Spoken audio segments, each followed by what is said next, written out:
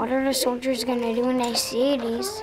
Well, from what I've heard personally is that they really enjoy them, that they actually really like the messages, and they like the idea that you're thinking about them. Mrs. Humphreys' grade 4 and 5 students at McKellar Park School in Thunder Bay are working very hard on an art project that is very special to her and her students.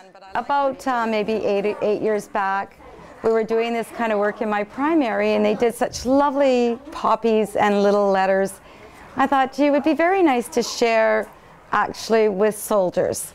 I brought it to the gardens, and I asked if someone could pass this on, and it was passed on.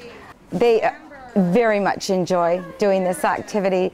They know that it's special, and they have a great sense of pride in what they're doing themselves. Why did you put that word in on this picture today?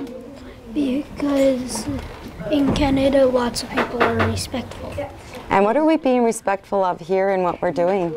We're being respectful of the soldiers that are out fighting for us. Absolutely. When I started this, my son was in reserves. I hadn't expected that that would change, but it did, and he joined.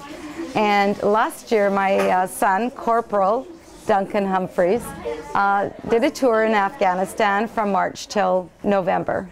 It was a very emotional time for Mrs. Humphreys and her family when her son Duncan left Thunder Bay to serve in Afghanistan. Even the feeling, thinking about it, it was extreme pride, very much so, but then there was that fear, and knowing that what he was doing could possibly change all our lives, should anything have happened to him. But we went through it very positively. Things have changed. We have Skype now. So while he was in Afghanistan, every once in a while I'd get a Skype with him, and that would make you feel a bit more at peace. It wasn't until recently that Irene really understood the impact that her class art project has on the troops. My son Duncan was in a wedding party with a friend, and I was traveling with him as he was going to this wedding. We stopped at the friend's house in Petawawa. He had just been in Afghanistan, and I asked him about the common area and the message poster with poppies. And his name is Alex, and Alex said, oh yes, he said, we just loved it. He said, as we would go by, we would read one message, two messages. We just enjoyed it. It was something to look at on a regular basis. And I said, well, you know what, Alex?